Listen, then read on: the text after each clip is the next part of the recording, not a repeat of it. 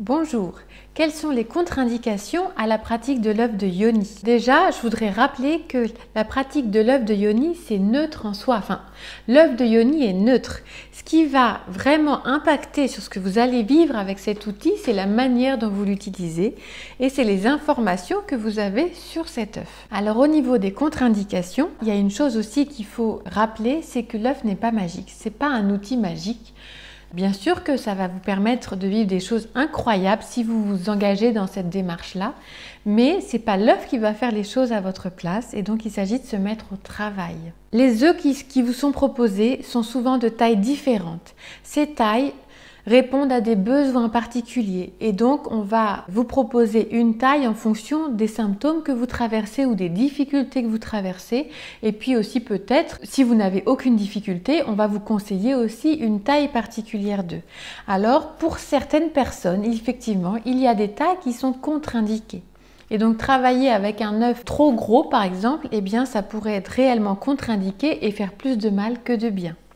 Donc encore une fois, il s'agit d'être au clair d'être en sécurité par rapport à ce que vous mettez en œuvre. Il me semble qu'il y a une grande chose encore qui va impacter ce que vous allez vivre avec l'œuf et qui pourrait être l'ordre des contre-indications, c'est certaines pierres. Il y a des pierres qui sont très bien pour la pratique de l'œuf et qui sont conseillées pour cela et d'autres qui sont déconseillées pour cela. Or, aujourd'hui, avec la vogue de cette pratique, j'imagine qu'autour de vous c'est quand même un sujet dont les femmes entendent parler, eh bien certaines personnes en font un véritable business et se préoccupent pas du tout de savoir si effectivement ça va répondre à un besoin, ça va vous respecter. Elles vont plutôt chercher à vendre. Et donc on trouve toutes sortes de pierres à vendre qui sont de qualités très diverses et puis vous allez trouver des pierres qui vous sont proposées pour les œufs de yoni, mais qui ne sont pas du tout indiquées dans une pratique avec l'œuf. Il s'agit quand même d'aller visiter une zone intime et par définition très vulnérable.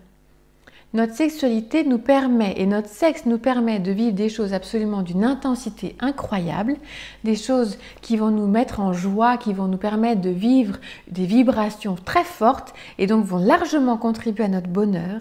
Et en même temps, c'est un endroit de notre corps et c'est un endroit de notre vie où nous sommes particulièrement sensibles, nous sommes particulièrement vulnérables. Et donc, il s'agit d'y aller avec prudence et de ne pas faire n'importe quoi. Et donc, je le répéterai jamais assez, méfiez-vous de certaines pierres. Autant elles pourraient être utilisées pour les avoir dans votre poche, autour du cou, portées en pendentif ou en boucle d'oreille, dormir avec, etc. Enfin, comme on fait parfois avec d'autres pierres. Et là, il s'agit d'aller voir un lithothérapeute dont c'est le métier qui pourra vraiment vous conseiller.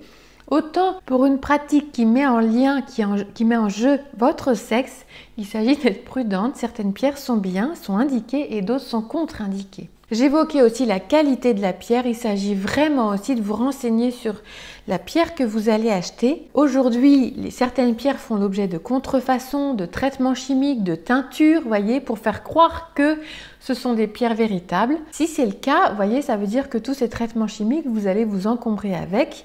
Vous risquez d'avoir une pierre qui a une porosité qui n'est pas adéquate, qui n'est pas suffisamment dure, etc.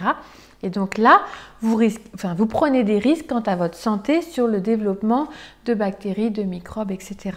Enfin, une autre contre-indication, c'est une mauvaise hygiène. C'est-à-dire qu'il s'agit vraiment, avec votre œuf, de vivre une certaine hygiène, c'est-à-dire d'avoir des mains propres, d'avoir un sexe propre, d'avoir un œuf propre, mais pas trop. Une contre-indication, ça pourrait être de savonner tout ce que vous pouvez votre œuf pour être sûr qu'il soit absolument complètement vierge de toute impureté. Mais si vous ne le nettoyez pas suffisamment, vous risquez de déséquilibrer votre flore vaginale. Or, la flore vaginale est auto-nettoyante. Elle se nettoie et elle trouve son équilibre d'une manière à ce que toute cette zone-là puisse être propre et bien fonctionner, être en bonne santé. Et donc, méfiez-vous de certains savons qui vont contribuer à déséquilibrer votre flore vaginale plutôt que contribuer à votre bonne santé. Donc, votre hygiène de vie, elle va beaucoup jouer là-dessus. Alors, dans les contre-indications à la pratique de l'œuf de Yoni, si vous vivez une infection vaginale, ce n'est pas le moment d'utiliser votre œuf. Il vaut mieux attendre que vous soyez soigné, guéri, que les symptômes aient disparu et après, vous pouvez envisager une pratique qui va certainement contribuer sans doute à ce que vous viviez moins d'infections vaginales. Mais sur le moment, évitez. De la même manière, dès que vous vivez un inconfort, dès que vous vivez une douleur, eh bien, allez consulter un professionnel qui va vous accompagner dans la pratique parce que dès qu'il y a un signe dans votre corps qui dit quelque chose qui n'est pas normal, eh bien, il s'agit de stopper tout de suite la pratique et de vous en remettre à un expert. Il me semble aussi qu'au moment des règles, ce n'est pas le moment opportun non plus pour envisager la pratique de l'œuf. On est dans une énergie descendante, dans un moment où la femme a besoin de se cocooner et ce n'est pas forcément le meilleur moment pour envisager une pratique avec l'œuf. Et enfin, si vous êtes enceinte, si vous avez un souci gynécologique, s'il y a une particularité dans ce que vous vivez à ce niveau-là, au niveau de votre génitalité, de votre sexualité, il s'agit d'aller vous informer auprès d'un professionnel médical, d'un médecin, d'un gynécologue, d'une sage-femme, pour être sûr que la pratique de l'œuf ne va pas être contre-indiquée pour vous, mais qu'au contraire, elle peut vous apporter quelque chose. Je crois que au niveau des contre-indications, nous avons fait le tour. Je vous remercie de m'avoir écouté et je vous dis à bientôt.